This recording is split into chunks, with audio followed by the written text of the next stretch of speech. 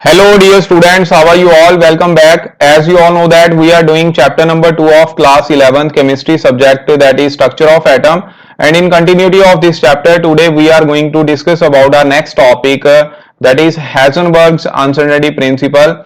Why this principle is known as Heisenberg's uncertainty principle? Because it was given by the person whose name was Werner Heisenberg, and he got the Nobel Prize in 1932 for this. Okay, so before studying the Heisenberg's principle, first of all we should know that for a macroscopic particles like all material particles like stone or cricket ball which has large value of momentum, the wavelength as it was calculated with the help of de Broglie's equation, it was very small. It was very small. We know that according to de Broglie, the wave equation is lambda is equal to h upon mv, which we discussed in the previous topic. And if we know the position of a particle at any instant, at any particular instant, then we can calculate its position after some time by knowing its velocity by using the equation of motion like v is equal to u plus at, s is equal to ut plus 1 by 2 at square. Similarly, v square minus u square is equal to 2as. These all equation of motion you will study in the physics subject of class 11th, and the movement can be represented by well defined trajectories. Okay, but this is not true for the case of microscopic particles. Microscopic particles like electron, protons, which have a dual nature. Dual nature means particle nature as well as wave nature. Particle nature as well as wave nature. And we all know that Bohr considered an electron as a material particle. He suggested that its position and momentum can be determined with absolute accuracy.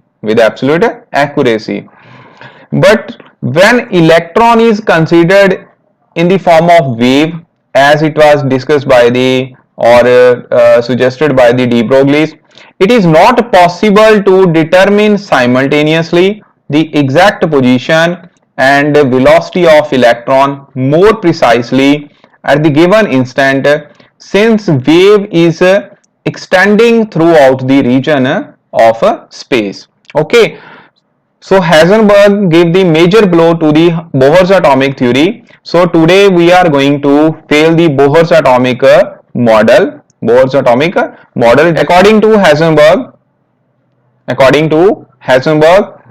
it is impossible to calculate the exact position and momentum of a microscopic particle like electrons. This word is very much important. Simultaneously with absolute accuracy means at a time we cannot calculate the exact position and momentum of any microscopic particle. And mathematically, how he represent this? The product of uncertainties in position, which is represented by delta x, and momentum, that is delta p, is always equal to or greater than h upon 4 pi. How we write here?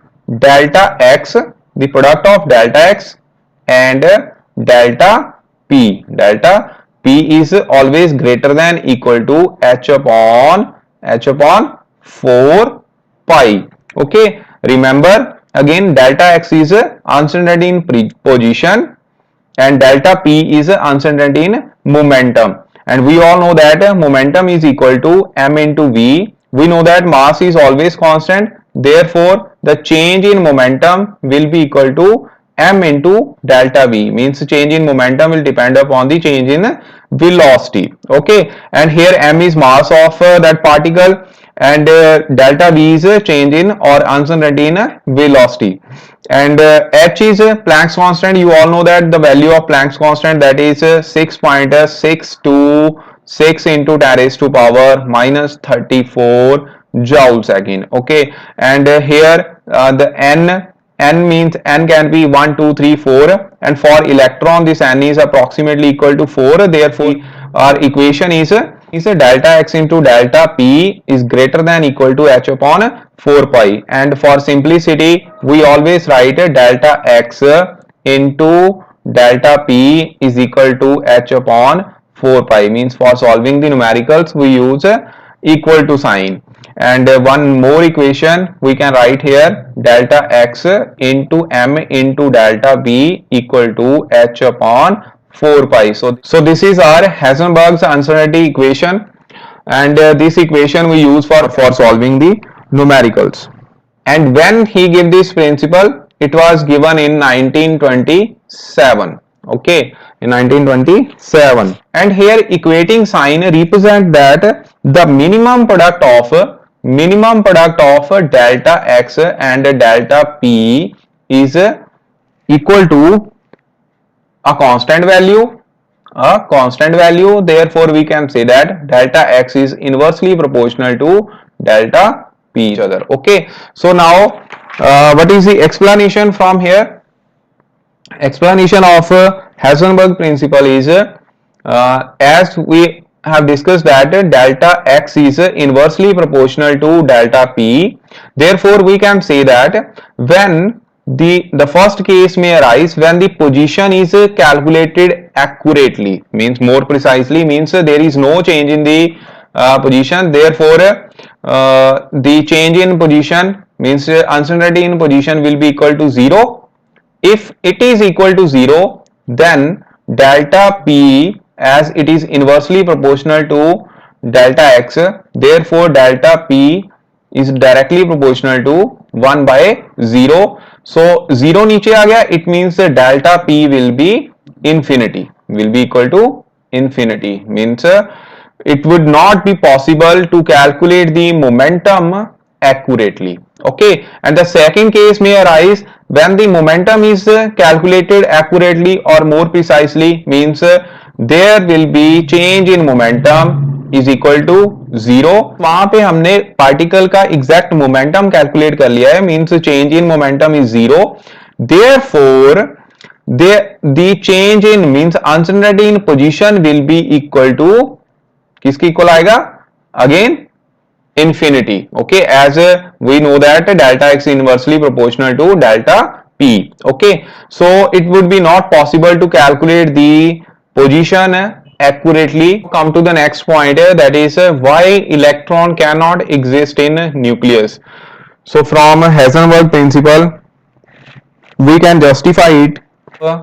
We know that the diameter of an atomic nucleus is equal to 10 raised to power minus 14 to 10 raised to power minus 15 meter. Okay, if the electron were to exist within the nucleus, then the maximum uncertainty in its position have been 10 raised to power minus 14 to 10 raised to power minus 15.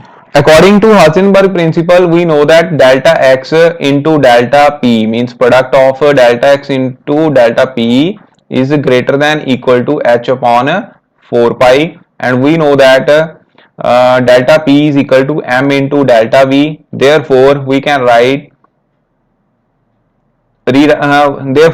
rewrite this equation as delta x into delta v is equal to h upon 4 pi m. So from here we can write the value of delta v is equal to or greater than equal to h upon 4 pi m into delta x.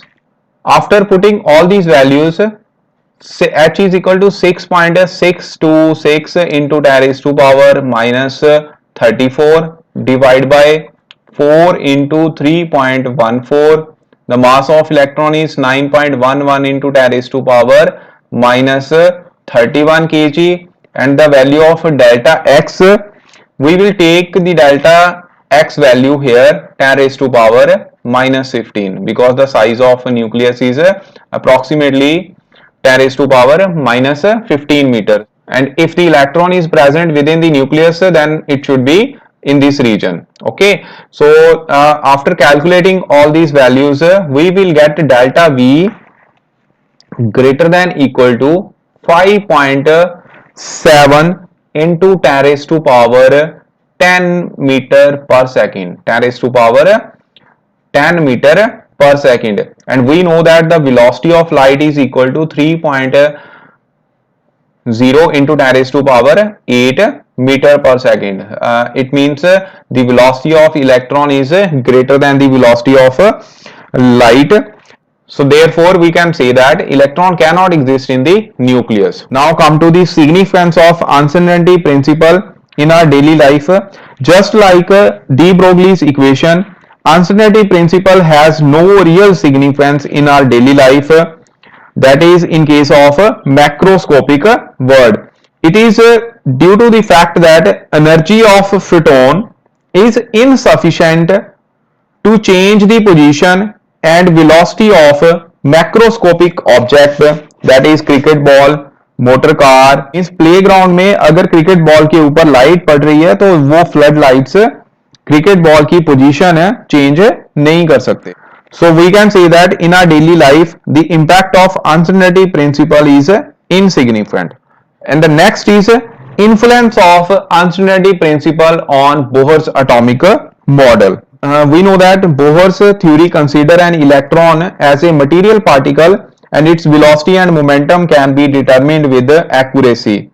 But when an electron is considered in the form of wave as suggested by the de Broglie, then it is not possible to ascertain the position and velocity of an electron more precisely simultaneously, okay, at a given instant of time. Therefore, we can say that Heisenberg gave the major blow to the Bohr's atomic theory, and he suggested that best we can think that the probability of locating the electrons within the probable velocity in a given region of space at a given time. So from here we can say that the position of electron is not fixed, means we cannot say that electron is revolving around the nucleus in a well circular path which were known as orbits, but we can say that there is a probable region around the nucleus where the electron may be present, and this three-dimensional region where the electron can be present is known as orbital. It is known as orbital. Bohr say that electron is present in the orbit, means orbit is a two-dimensional region, but Heisenberg suggested the concept of orbital, and orbital is the space where the probability of finding the electron is maximum around the nucleus, and this region is known as orbital. Okay, means this is an three-dimensional model. Okay, so our next topic is what are the differences between orbit and orbital. First difference is it is a well circular or elliptical path around the nucleus where electron revolve. Okay, and orbital is the region in a space where the probability means sambhavna, probability of finding the electron is maximum. Finding the electron is maximum. And what is that second difference? Second difference is all orbits are circular in shape. All orbits are circular or elliptical in shape, but orbitals have different shapes, which we will discuss in the next topic.